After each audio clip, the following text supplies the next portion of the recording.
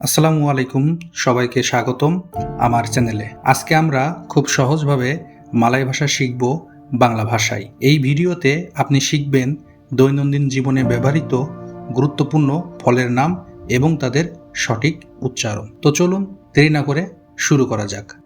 ছবিতে আপনারা যে ফলগুলো দেখতে পাচ্ছেন এগুলো ডুরিয়ান ফল। ডুরিয়ান ফলকে মালয় ভাষায় ডুরিয়ান বলা হয়ে থাকে, ইংরেজিতেও ডুরিয়ান বলা হয়ে থাকে। যদিও এই ফলগুলো দেখতে অনেকটা কাঁঠালের মতো মনে হচ্ছে, আসলে কিন্তু এগুলো কাঁঠাল নয়।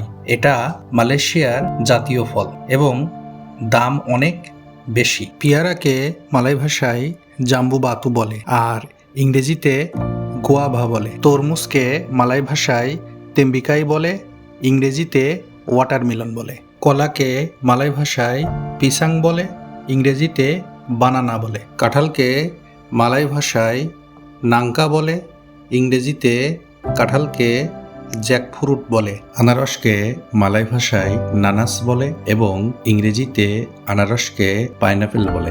এখন আপনারা ছবিতে যে ফলটি দেখতে পাচ্ছেন এটি লটকনের মতো দেখতে হলেও এটি কিন্তু লটকন নয়, এটি মূলত লাংসাত। লাংসাত একটি ফল। লটকন এবং লাংসাতের মধ্যে অনেক পার্থক্য আছে। এটি লাংসাত ফল।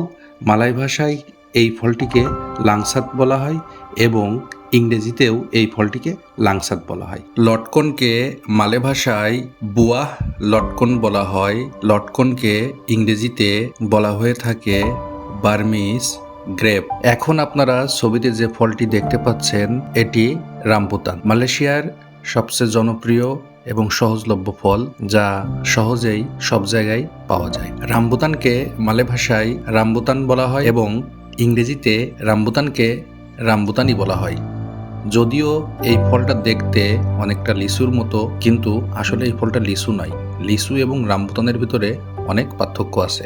আমকে মালয় ভাষায় মাঙ্গা বলা হয় আর ইংরেজিতে আমকে ম্যাঙ্গো বলা হয়। আজকের ভিডিও এখানেই শেষ।